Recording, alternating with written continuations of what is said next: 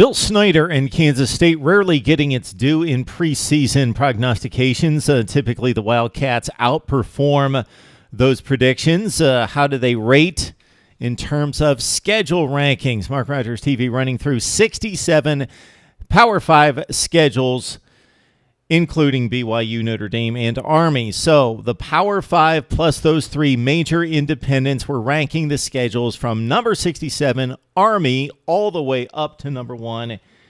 And we stop in Manhattan, Kansas with the Wildcats, the third most difficult schedule in the Big 12, but just the 57th ranked schedule in college football. So it starts in a very difficult fashion. So this may be the most difficult non-conference game in the Big 12. It's a game at Stanford. So Oklahoma, of course, has to take on Houston.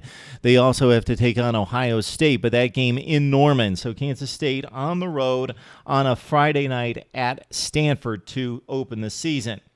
The other two non-conference games will give it a pass because they do take on the Cardinal, but they're light touches against Florida Atlantic and Missouri State.